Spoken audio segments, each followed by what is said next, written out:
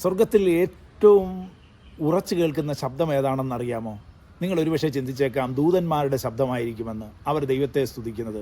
അല്ലെങ്കിൽ വിശുദ്ധന്മാരുടെ ആരാധനയുടെ ശബ്ദമായിരിക്കാം.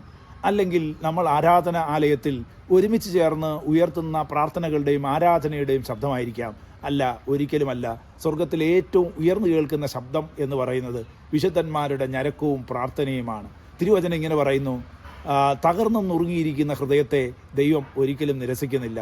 ദാവീദിനെ നോക്കൂ. ദാവീദ് പ്രത്യേക വേദനയുടെ അനുഭവങ്ങളിലൂടെ കടന്നു പോകുമ്പോൾ ഗുഹയ്ക്കകത്തിരുന്ന് പ്രാർത്ഥിക്കുമ്പോൾ ദൈവം ഏറ്റവും അടുത്ത് കേൾക്കുകയാണ്. ഹന്നയെ നോക്കൂ. ജീവിതത്തിലെ വളരെ വേദനയിൽ ദൈവസന്നാഹത്തിൽ ഞരങ്ങുമ്പോൾ സ്വർഗത്തിൽ അത് ഒരു വലിയ ശബ്ദമായി അവിടെ കേൾക്കുകയാണ്. വിശുദ്ധന്മാർ ഏത് നിമിഷവും ദൈവസന്നാഹത്തിൽ കരയുമ്പോൾ അവിടെ ശബ്ദം വളരെ ലോയാണെങ്കിലും സ്വർഗത്തിൽ ഏറ്റവും വലിയ ശബ്ദമായിരിക്കും എന്നുള്ളതാണ്. ഇന്ന് നിങ്ങൾ ഒരുപക്ഷെ പ്രയാസത്തിലൂടോ വേദനയിലൂടോ കണ്ണുനീരിലൂടോ ആരും നിങ്ങളുടെ പ്രശ്നങ്ങളെ അറിയാത്ത അവസ്ഥയിലൂടെ കടന്നു പോകുന്നെങ്കിലും നിങ്ങളുടെ കരച്ചിൽ സ്വർഗത്തിൽ ഏറ്റവും വലിയ ശബ്ദമായി ദൈവം കേൾക്കുന്നു, ദൈവം അംഗീകരിക്കുന്നു, ദൈവം നമ്മുടെ അടുക്കൽ വരുന്നു എന്നുള്ളതാണ്.